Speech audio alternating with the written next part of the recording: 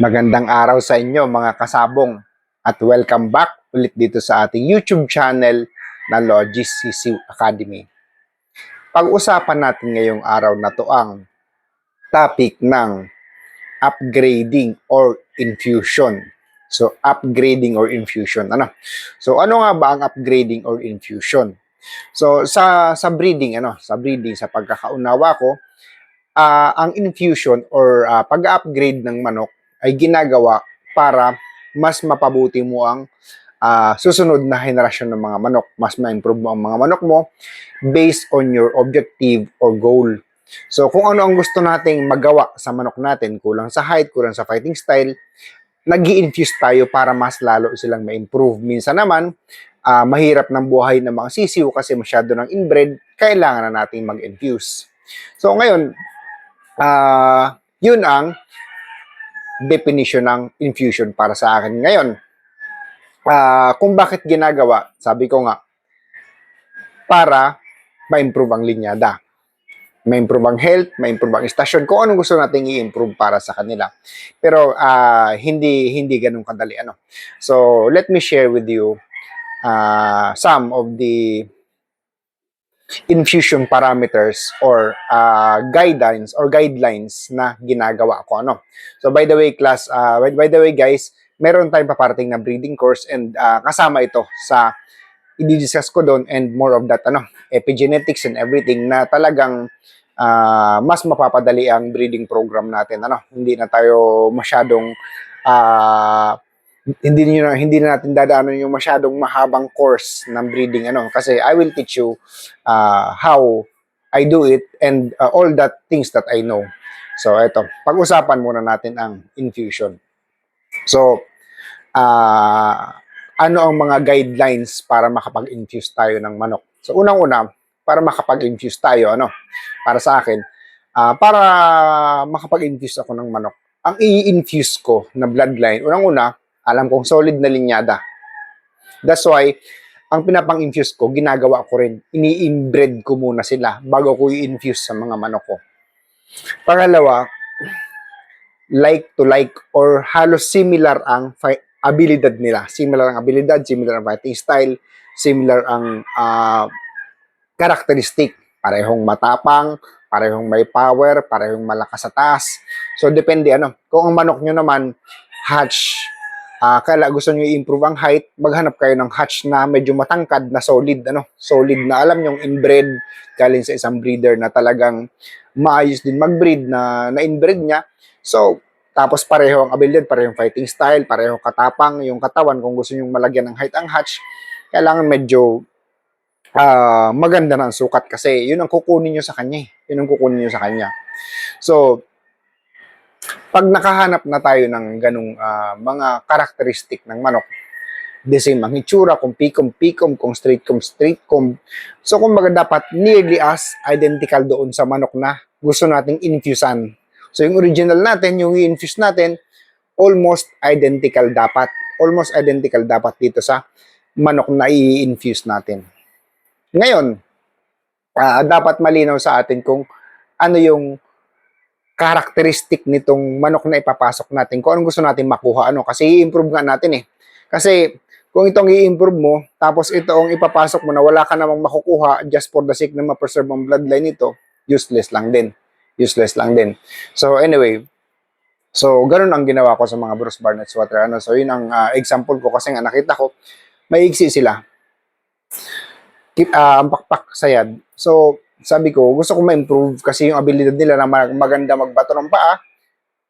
Lagyan ko, sabi ko, to ng height. Ang pakpak niya, matrim down ko. Ang balahibo, mapino ko ng konti. Tingin ko, i-score to. Tingin ko, kumbaga sabi ko, sarili ko, yun ang gusto kong manok. Yun ang gusto kong manok. Yun ang ini-imagine ko sa sarili ko. Kasi bilang isang breeder, one of the best tools you can have is imagination. So, kailangan, alam mo kung ano yung gusto mong manok. Pag alam mo kung anong gusto mong manok, the how follows. The how follows. Dapat alam mo muna kung ano yung gusto mong manok and then susunod na lang kung paano mo siya gagawin. Importante, alam mo kung anong objective mo. Kasi sa panahon ngayon, na marami namang breeders na magagaling. So, karamihan ng bloodline ngayon, syempre may infusion na. Kasi you cannot maintain a certain bloodline nang hindi nagde-deteriorate. Kaya kailangan ma-maintain natin sila para mas ma-improve pa or at least the minimum, ma-maintain man lang sila as they are. Pero para sa akin, there is no point na i-maintain ko ang isang bloodline nang sila-sila lang. Alam niyo kung bakit? I am a breeder. So pag breeder ka, you must use your brain, you must use your imagination to create a particular chicken that you want. Kasi kumbaga para sa akin, pag binigay sa iyo yung isang old bloodline, old solid bloodline, it is a gift from the past. It is a gift from the past breeder being handed to you, hoping that you can do something good about it. So para sa akin, yan yung legacy ng isang matandang breeder na binigay sa iyo. Ilang taon niyang pinag-ipunan, pinaglaan ang buong buhay niya, inilaan niya para makagawa ng isang manok na ganyan, ng isang bloodline na ganyan. So since inabot na siya ng oras niya, ipinamana niya sa iyo, hoping na magamit mo siya and mas ma-improve mo if ever. So kumbaga, don't fail the old man. Make him proud of what you have created. Kasi marami namang breeders sa atin na mini-maintain lang, tinutuloy lang. Kumbaga, sabi nga ni Sir Albert Madlambayan, wala kang ibang pupuntahan. Nagawa na yan lahat ng matandang breeder na nagpamana sa'yo ng bloodline na yan. So, ang gagawin mo na lang, tumuklas, mag-experiment, mag-improve. So, kumbaga, that's what I did. That's what I did. And hindi lang naman yun, ano.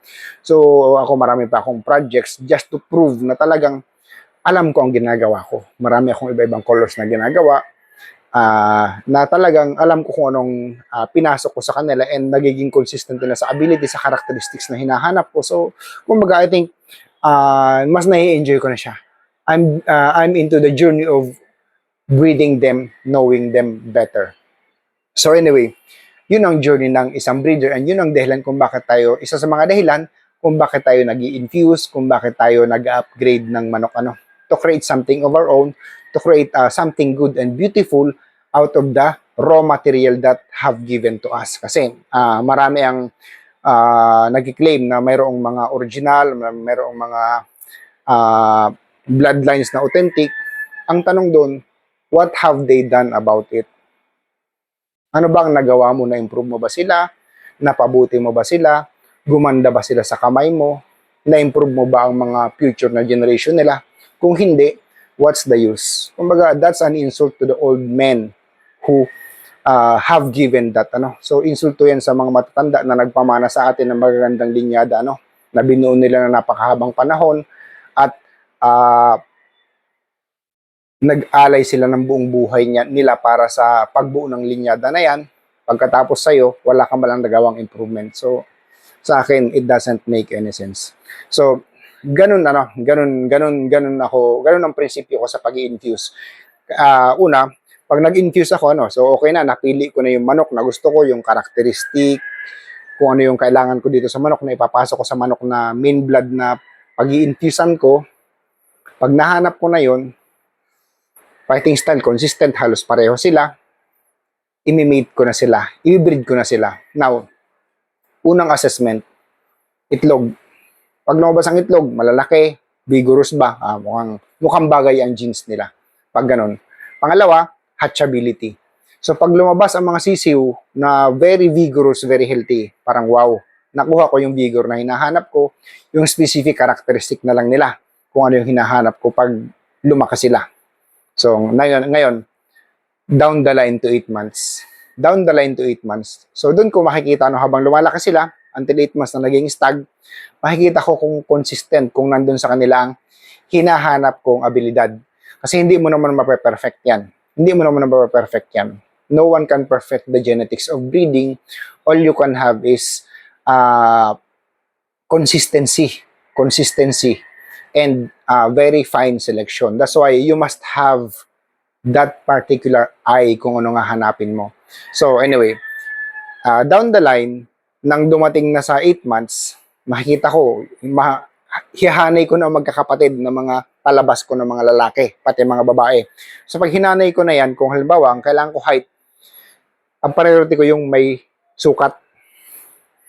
So height ang kailangan ko yun. Yan. Tapos pag 8 months, i-spar ko na sila.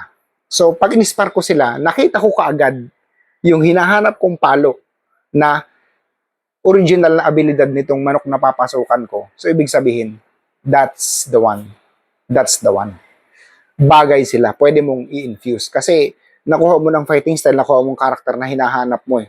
Mas vigorous to, so mas better individual siya. So pwede mong ipasok pabalik sa linyada mo. So anyway, so sa magkakapatid ganon.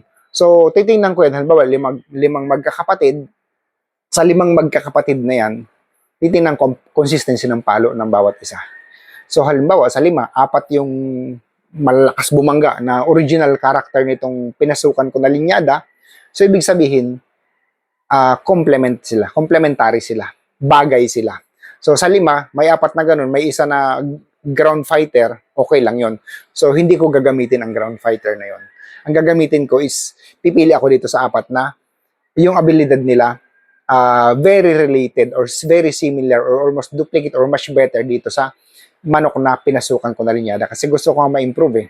So until pag pinasok ko to, ipapasok ko ibabalik sa linyada na gusto kong pag-infusean hanggang sa maging manipis na lang ang percentage nitong ipinasok ko na bagong linyada.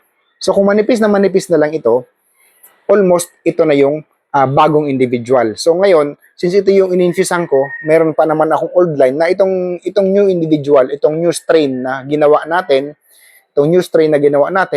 kumbaga, he is the superior among everything else within his family. So yung old line, nandun na lang sa tabi yun. Kung kailangan lang magre-invigorate ako. Ibabalik ko dito sa linyada na nagawa ko na upgraded version. So kumbaga para sa akin, ganun yung ginawa ko and ganun pa rin yung gagawin ko in the future. Kasi masyado tayong na-fix sa mga number percentages. So yung utak natin masyadong na-focus sa number percentages kasi as much as possible kasi human brain always search for scientific explanation with definitive measurement. Pero in reality, sa breeding, ang measurement ng ability ng manok or ng bloodline is what you can see in your eyes. Kaya nga dito sa Sisiw Academy breeding course natin, i-discuss ko lahat sa inyo, pati epigenetics, lahat ng itong pinag-uusapan natin, pati pagpapalaki ng sisiw, i-discuss ko sa inyo para mas lalong mapadali ang breeding and tuturuan ko kayo kung paano magkaroon ng mata sa paghahanap ng specific character sa manok na meron kayo. So, ayun, So, ganun ang ginagawa kong infusion sa manok. That's why I was able to create better individual than the original. So, kumbaga, alam ko na wherever the old man goes, wherever he is proud. I made him proud. Because I was able to nurture the gift that he has given me. So I hope sa mga kasama natin, mga fellow breeders natin, huwag kayong matakot, huwag kayong matakot mag-infuse. As long as alam niyo ang ginagawa niyo, that's it. Kasi, kumbaga, you are always one step away from improving your bloodline or ruining your bloodline. So, paano natin masisira ang bloodline pag nag-infuse?